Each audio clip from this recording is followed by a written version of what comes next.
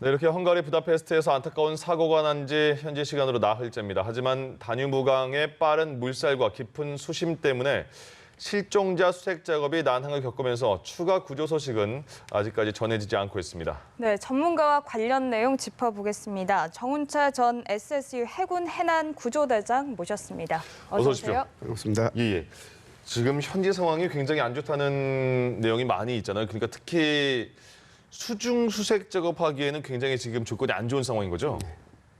그중에서도 가장 중요한 것이 유속입니다. 물살이 빠르다. 예, 수중 작전을 하려면 잘 보여야 되고 수심도 얕아되고 여러 가지 조건이 있지만 네.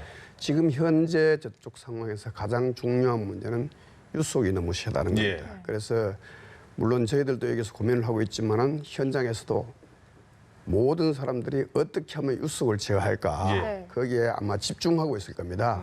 그래서 우리는 이런 상황이 벌어지면 단순히 생각할 것이 아니라 좀 생각을 다양하게 생각해 보셔야 됩니다. 예. 뭐 이런 사례가 적절할지는 모르겠지만 네. 과거 우리 그 현대에서 그 아산 방조제 작업을 할 때 예. 물살이 있어서 작업을 못했습니다. 네. 그래서 대형 상선을 물막이로 썼습니다. 그래서 작업을 한 적이 있습니다. 예. 그래서 현재 저 상황에서는 그런 상상까지를 하셔야 됩니다. 그런 방법은 예를 들면 대형 컨테이너에다가 예. 뭐 수심이 그렇게 깊지 않으니까 네. 대형 컨테이너 무게를 많이 들어가게 해서 물을 막는 물막이 방법도 있고 아니면 좀 더 기술적으로 뭐 철제 비임을 딱 사용해서 예. 저기 교각이 있으니까 교각을 기준으로 해서 양교각에다 힘을 받치면서 막아서 물이 양쪽으로 분산되도록 하는 방법. 이런 방법들이 이건 처음에는 단순히 상상했는데 지금은 이 방법이 유속이 제어되지 않는 범위 내에서는 작업 예. 자체가 불가능하기 때문에 예. 어떻게든 이 방법을 각오하는데 제가 알고 있기로는 현장에 가 있는 우리 팀들은 벌써 이런 생각을 하고 갔을 것이고 예. 이것을 현지 있는 부대나 현지 있는 그 국가하고 협조를 하고 있는데 예. 그런 협조가 좀 잘 돼서 진행됐으면 좋겠다. 물론 그것은 현장에서 기술적으로 검토할 것으로. 그렇죠. 그러니까 지금까지는 계속 여러 가지 현장에서 상황 대응을 하고 있겠습니다만은 가장 큰 문제가 물살이 빠르기 때문에 구조를 못하니까 이런저런 방법을 생각하다가 지금은 기다리는 것도 물론 방법이겠지만 그런 방안도 막는 방안도 생각해야 된다. 그렇습니다. 적극적으로. 그렇군요. 알겠습니다. 네, 예. 말씀하신 그 유속 때문에 실종자들이 인접 국가로 넘어갔을 가능성에 대한 이야기도 나오고 있거든요. 충분히 가능성이 있죠. 예. 왜냐하면 우리는 굳이 이것을 뭐 확인하지 않더라도 지금까지 전해진 정보에 의하면은 네. 이미 몇 시간 후에 얼마까지 갔다는 게 나오지 않습니까? 예. 그래서 제가 생각할 때는 지금 현재로서는 제일 중요한 것은 어차피 유속이 있어서 잠수를 못하지 않습니까? 예. 그럼 지금 어디에 집중을 해야 하냐? 적어도 수상 수색에 집중해야 된다. 예. 왜 또 그 문제가 대두됐느냐? 지금 물속에 있는 저런 실종자 같은 경우는 지금 거의 3일 지나고 4일째 가게 들어가고 있습니까? 이럴 경우에는 이제 무리로 부상할 시간이 됐다는 겁니다. 네네. 결정적으로. 예. 이 무리의 부상에서 무한정이 있는 것이 아닙니다. 잠시 부상했다 다시 내려갑니다. 아, 그렇군요. 그런 순간을 지금 놓치면 안 됩니다. 네. 그래서 지금부터는 뭐 불가피하게도 물속 작업을 못하니 예. 이런 기회에 수상의 수색을 올인해야 된다. 예. 이거는 뭐 거리 관계 없이 범위 관계 없이 네. 적어도 이 시간만큼은 수상 수색에 전력을 투여한다 이렇게 보여집니다. 그래서 지금 다뉴브 강이 지금 많은 보도가 나와서 많이들 아실 것 같은데 이제 2,800km가 넘는 그 긴 강이고요. 유럽의 독일부터 시작해서 10개 나라를 거쳐서 이렇게 되기 때문에 지금 안희경 앵커가 말한 것처럼 다른 나라까지 이 실종자들이 떠내려갔을 수 있다 이런 상황이잖아요. 그러면 지금 수중 작업은 못하는 상황이니까 그럼 수상 작업은 어떤 식으로 해야 되는 겁니까? 그래서 방금 말씀드렸습니다. 예. 가용한 모든 방법을 총동원 해야 된다. 예. 예를 들면 여기는 꼭 전문가가 아니라도 됩니다. 네. 잠수사는 숫자가 제한되어 있지만은 예. 그냥 물에서 보는 것은 일반 사람도 다 볼 수 있지 않습니까? 일반 선박들도 다 확인할 수 있지 않습니까? 예. 고무보트만 타면 누구나 볼 수 있는 거예요. 그래서 여기에는 물론 그것도 뭐 거리가 가깝고 뭐 아까 뭐 질문서에 보니까 뭐 숲속도 나올 수 있고 여러 가지 상황이 있습니다. 예. 근데 우리나라에서 뭡니까? 무슨 급한 일 있으면 하시는 거 보셨죠? 경찰이나 구현들이 수심이 얕은 데는 그냥 사람이 직접 들어가고 네. 수심이 깊은 데는 곰보트가 엔진을 못 쓰는 데는 노를 저어가면서 들어가는 보셨지 않습니까? 네. 그런 모든 방법을 동원해야 된다. 그렇군요. 예. 네, 이 시 경계까지는 다뉴브강을 중심으로 양쪽에 산책로가 조성이 돼 있다고 하는데요. 여기는 보트만으로도 충분히 수색이 가능하다 하는데 어떻습니까? 그러니까 방금 말씀드렸다시피 숲이 많아서 뭐 아니면 수심이 얕아서 공부도 못 들어간댔어요. 예. 그럴 때는 어쩌겠습니까? 일반 사람들이 들어가야죠. 네. 우리 실제로 무슨 중요한 일 있으면 그거 다 하지 않습니까? 예. 경찰 군인들 막 들어가서 직접 하지 않습니까? 네. 근데 직접 들어가서 하고 수심이 깊다. 근데 고무보트가 엔진을 못 쓴다. 그럼 예. 노를 지어서도 가야 되는 겁니다. 네. 제가 말씀드리는 올인이라는 개념은 이런 겁니다. 모든 세력, 모든 장비, 모든 방법을 총동원 해야 된다. 가용한 모든 장비 인력을 동원해야 된다 그런 말씀은 지금 말씀하신 것처럼 그러니까 수상 수색은 정말 눈으로 많이 볼 수 있으니까 그렇습니다. 그러니까 예. 전문 인력도 필요 필요하지만 없습니다. 예. 그 주변 많이 하면 일반인들 좋습니다. 꼬지 진짜 인력 많이 동원해서 그렇습니다. 먼 거리 그렇지, 주지 많은 말고 범위까지. 끝까지 예. 찾아봐라 예. 이런 말씀이잖아요.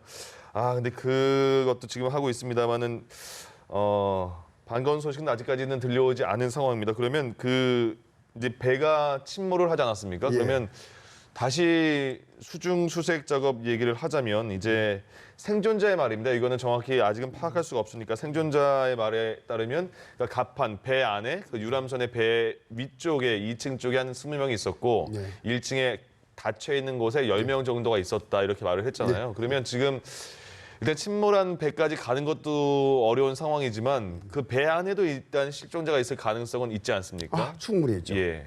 그래서 그것도 제가 처음 뭐 생존자 증언 있기 전에 제가 말씀을 드렸습니다. 예. 생존한 사람들은 아마도 90%는 외부 갑판에 있었을 것이다. 네. 그래서 그 외부 갑판 20명 중에 약 7명은 생존하셨고 예. 7명은 사망하셨고 7명은 지금 현재 실종 상태에 있지 않습니까? 거의 20명을 기준으로 한다면은 예, 예. 그래서 나머지 한 10여 명은 선체 내에 있을 수밖에 없는데 문제는 사실상 이 선체 내 수색이나 우리가 골든타워 많이 얘기를 골든아워 얘기를 많이 하는데 이런 경우도 마찬가지입니다. 사실상은 바로 물속에 들어가서 유실 방지책도 하고 확인도 해야 됩니다. 근데 예. 들어갈 수가 없었지 않습니까? 예. 이건 뭐 불가피한 상황이니까. 그래서 이 상황에서 우리는 그래도 기대하는 것은 불행 중에 그래도 다행을 바라는 것은 그런 겁니다. 배가 선체가 가능하면은 무사와 같이 평행되는 방향으로 알고 대립되는 방향. 그러니까 쉽게 말하면 유실될 가능성이 없는 방향으로 있었으면 좋겠다 하는 것이 저희들 희망사항입니다. 아, 그 배 방향에 따라서도 달라지죠. 달라지군요. 물이 통하는 방향으로 해서 훨씬 더 유실 가능성이 높죠. 네네. 반대로 물이 들어갈 통로가 막혀 있는 부분이고 예. 이렇다면은 유실 확률은 훨씬 적어지겠죠. 아, 예. 그런 가능성도 좀 바라봐야 예, 되겠군요. 예. 네, 그렇다면 이제 현재 여건이 지금보다는 앞으로 좀 더 좋아지길 바라면서 이 수중 수색이 만약에 재개가 된다면 어느 지점부터 좀 이렇게 시작을 해야 할까요? 자, 그것은 이제 현장에 있는 사람들이 조사를 하겠죠. 네네. 중요한 것은 오늘 아침에도 뉴스에 나왔습니다만 여기 쉽게 국민들 이해하기 쉽게 설명하려고 수중 드론이라고 그러던데 예. 그 우리 해군에서 아니 해상에서 말하는 ROV 네. 그런 거를 얘기합니다. 쉽게 말하면 사람이 타지 않는 잠수정입니다. 아, 네네. 그리고 사람이 타지 않았지만 거기는 뭡니까? 그 비디오 시스템도 있고 네. 카메라 시스템도 있고 모든 센서가 다 작동되어 있어요. 아, 잠수정이지만 사람만 없다. 사람이 없을 그런 따르면 거군요. 들어가서 사람과 보는 거하고 똑같이 예, 볼 수 예. 있다는 거죠. 그걸 이제 우리 국민들 이렇게 설명하려고 수중 드러냈습니다. 그렇군요. 여기 무인 잠수정입니다. 예. 제가 볼 때는 이런 상황에도 조금만 더 가능하면 무인 잠수정이 들어가서 한 번 더 탐색을 했으면 좋겠다. 네. 그래야 잠수사가 들어가서 짧은 시간에 바로 탐색할 수 있는데 제가 생각할 때는 그렇습니다. 지금 우선순위는 우리가 저 모습을 봤을 때는 예. 선미 네. 이 선미 쪽으로 들어가서 출입구 쪽으로 들어가는 방법. 아, 그것이 쪽으로 해서. 예, 그래서 선체를 제일 먼저 선체 내부 쉽게 네. 말하면 우리가 아까 탈출하지 못했을 1층이라는 곳. 거기를 제일 먼저 봐야 된다. 예. 그 방향으로 제일 먼저 들어가는 것이 보통 우리가 상식적으로 생각할 때 그런 원칙. 그러니까 배는 지금 그 큰 크루즈에 부딪힌 상황이지만 지금 저게 뭐 초음파 같은 그런 느낌으로 촬영을 한 거잖아요. 예. 실제 우리가 말하는 소나로 촬영합니다. 아, 그렇군요. 예, 예. 그러면 저 모양으로 봐서는 배가 크게 파손됐다 그렇게는 안 느끼시는 겁니까? 뭐 생각보다 큰 파손에 크게 배의 위치가 변동은 별로 없는 겁니다. 왜냐하면 예. 그럴 이유가 저 수심이 그렇게 깊지를 않습니까? 예를 들면 세월호처럼 40m가 되면 예. 내려가면서 배가 요동을 할 수 있는데 예. 요동할 시간이 거의 없지 않습니까? 그대로 앉았다는 거죠. 네. 그래서 배는 그대로 거의 앉았다. 이래 보여주고 제가 어제 저 화면을 어제 이 방송 보면서 그랬습니다. 예. 과연 이건 누가 찍었을까? 그래서 저는 뭐 제가 이런 말 하면 좀 이상합니다만은 저쪽 지금까지 하는 것으로 저 정도 능력이 안 될 건데 생각했는데 내가 확인해 본 결과 저건 노르웨이 잠수팀이 찍은 겁니다. 아, 그렇군요. 예, 노르웨이는 선진국입니다. 수중 방향에는 베테랑 국가입니다. 예.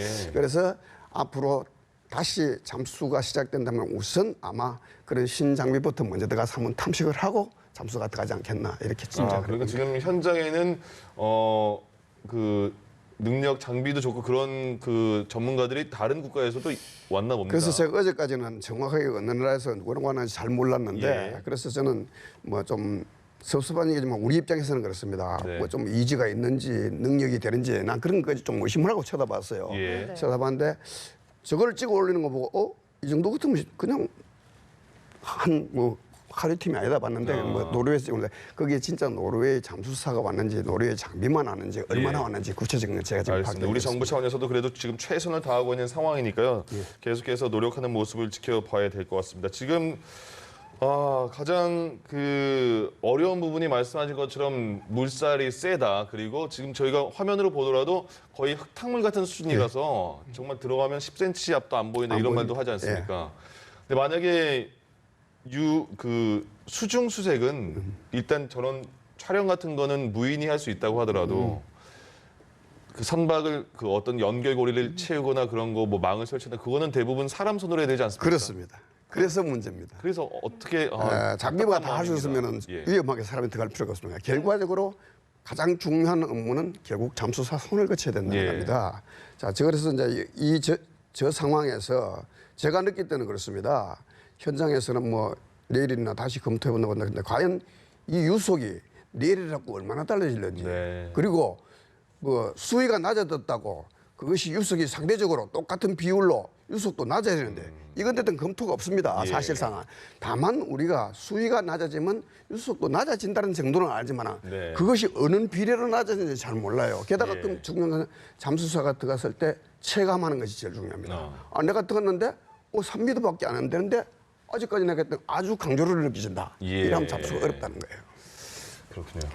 원칙적으로는 2나트 이하가 돼야만 매뉴얼상으로 그렇습니다. 네. 매뉴얼상으로는 2나트 이하가 돼야만 잠수가 가능합니다. 속도가 규정상으로. 2나트 이나트는 어느 정도? 자, 그래서 이것도 속도인가요? 내가 어제 말씀을 드렸는데 네. 지금 현장에서도 계속 올라오는 이 혼선이 빚어지는 것 같아요. 네. 어떻게 빚어지느냐면은 육상에서는 통상 우리 거리나 시간 단위를 때릴 때 시속할 때는 시간당 킬로미터를 얘기하지 그렇습니다. 않습니까? 네. 시속 60km, 1시간에 60km 갔다는 걸 네. 얘기합니다.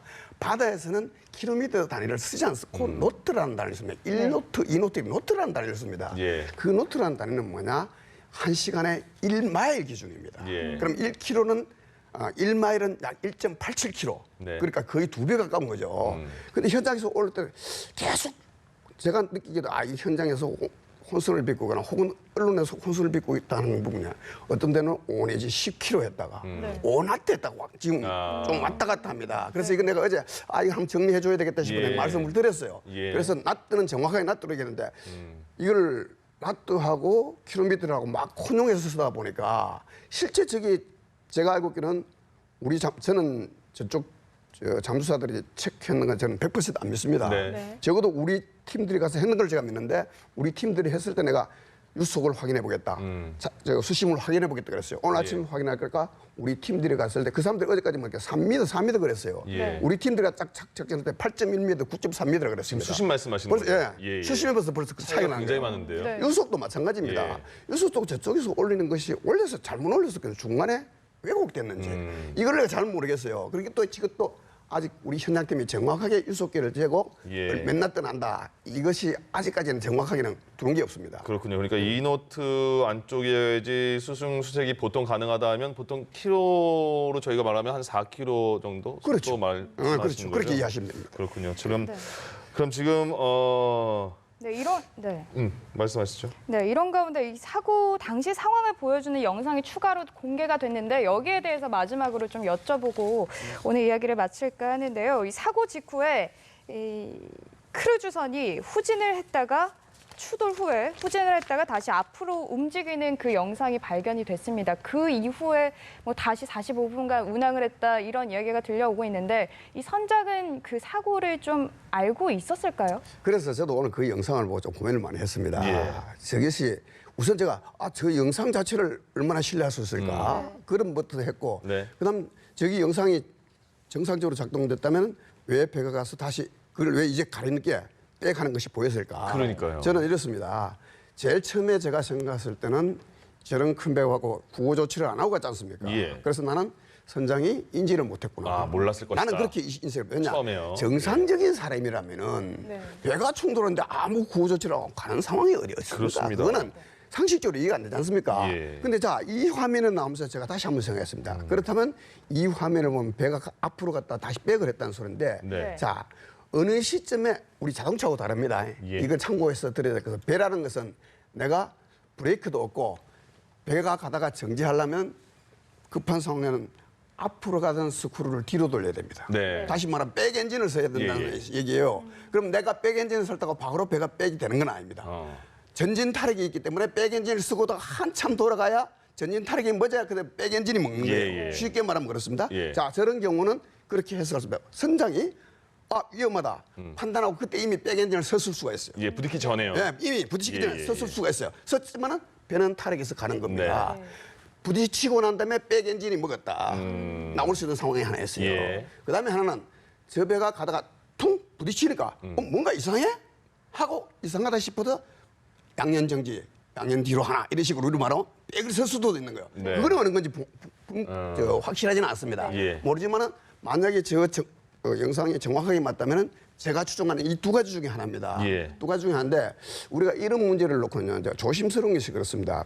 물론 저도 배를 타봤고 네. 여기 선박의 전문가들 다 있지만은 네. 저런 것은요 절대로 진실을 감출 수가 없어요. 조사하면 금방 다 나옵니다. 예. 다 나옵니다. 그런데 이제 여기서 우리가 자칫 영상 하나를 보고 뭐 어떻게 일방적으로 매도를 한다든가 하는 것은 제가 참 조심스럽다. 네. 그런 말씀을 드리겠습니다. 알겠습니다. 지금 일단 그 크루즈 선장은 구속이 된 상황이고요. 크루즈 배는 오스트리아로 일단 이동한 상황이고 지금 헝가리 당국에서는 계속 조사를 하고 있으니까 이제 그 상황은 지켜봐야겠습니다. 여기까지 얘기 듣겠습니다. 정운채 전 SSU 해군 해난 구조대장과 함께했습니다. 고맙습니다. 고맙습니다. 감사합니다. 예.